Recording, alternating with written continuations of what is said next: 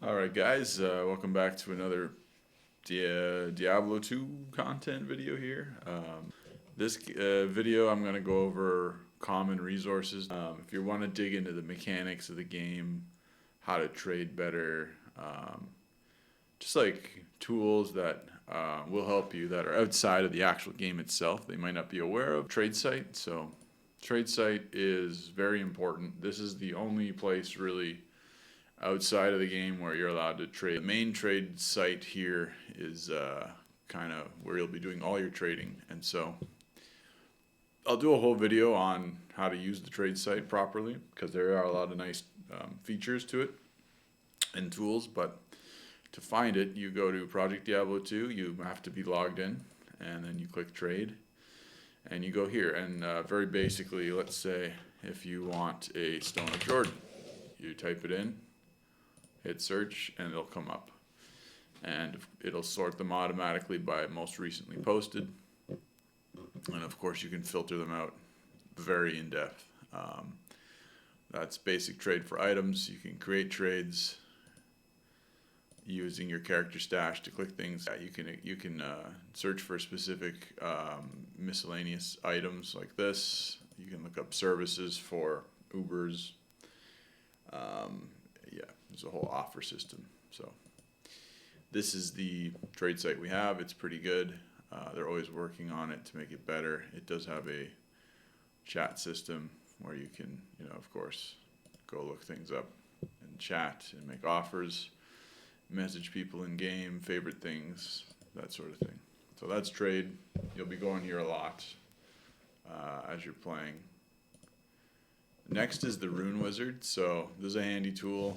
If I zoom out, this has every single rune word listed from lowest rune requirement to highest. It shows you the order in which you have to put the runes in the item. If you hover over it, it'll show you the actual rune word stats itself, and it'll tell you what type of item it can be made in. And also handy while you're leveling, it'll tell you the minimum level required to use the item. And so the way this works is, let's say you've got these runes, right? You click them to highlight them. As you start to click them, the rune words that you can build with the runes you have will start to highlight, which is really handy. So let's say you had like those runes. Well, you could make a passion. And if you use your lem rune, you unclick it, you don't have it anymore, and it'll adjust. So very handy tool. I use this a lot, and it is up to date, season 10. There might be more than one Runewizard when you look online. Make sure you're looking for the Project Diablo 2 one, and it has to be for season 10. Good way to check that out is to see if they've added these latest rune words. Now, always be aware that when the season changes, they do update which item bases some rune words can be in. So I would always check with the patch notes on the wiki. Yeah, we'll get into the wiki.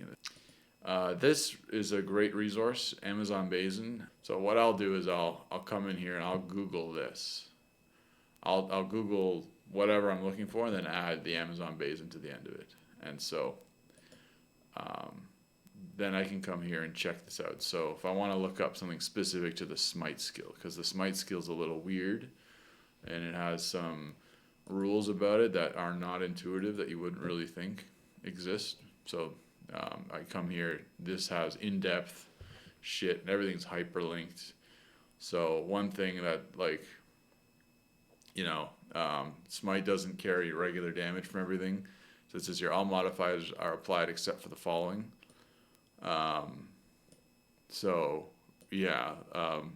This is applied, like damage plus, which is a specific thing to smite. The only source of it was from grief and a couple other items. So it's good to look up stuff like that if you want to find very specific mechanics for things. It also has like ranges and very good write-up. It's a very old source, but it's very up to date. Next is the wiki for PD2. So of course this is going to be your bread and butter. Anytime you're looking something up, here's where you come. They do keep this fairly up to date. I come here all the time to look at crafting recipes are all here in a nice chart. The cube recipes are all laid out nicely when you want to upgrade stuff. They've got the corruptions. I often come here to see what can corrupt on things. So let's say I want to see if I can get faster cast rate on a weapon. Yes, I can. These are the mods for it. Right. So amulets can get so it's just a very quick, easy to see.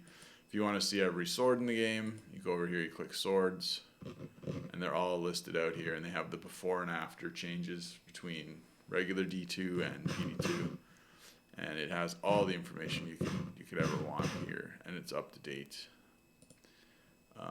And then of course stuff that's specific to PD2, like loot filtering. There's a complete guide here on all you need to know about loot filtering is right here. I use this to create my loot filter. Very simple. Like let's say I wanted to make town portals not show up. I can just Control F town portal. Boom. Scroll town portal. The code is TSC. Easy. Next great website is Filterbird. So Filterbird is a way to test out your loot filter. So if you want to change a loot filter, you copy paste the loot filter into here, and then you simulate. Like let's say you wanted to make a certain item appear a certain way, you would just pick that item up here, and then it'll show you exactly what's going on. It'll show you what lines of code are making it appear the way it does appear. So great tool for making a quick change to a loop filter or making a loop filter. Then we have the Plugy or Plugy, whatever you want to call it, in single player saves. So this GitHub includes blank characters for you to test at various different levels, as well as the shared stash with every item in the game for you to test everything out, and Plugy, which is a hack to play offline single player, and of course use all these items in the game and test things out. So I use this when I test builds. It used to be Between Walls who maintained it, but this is a fork from Between Walls' repo. For Season 10, someone else took it over. A great tool, very easy to install, very easy to use, and I'll probably make a video on that too, but that's another one that's really good. And then lastly is Silospen. So Silospen is a resource not for Project Diablo 2, but for Diablo 2. But in terms of, and what it does is it tells you the drop chance of things, like exactly what they are. So you want to make sure for PD2 you pick version 1.14, and you put it to players 5 and party size 5, because that's the base. When you're playing alone in PD2, it's on players 5. Then you can enter how much magic find you have here, and let's say you want to find a specific item, right? And the item that I want, let's say like I want to find a Zodran, right? What are the drop chances for Zodran?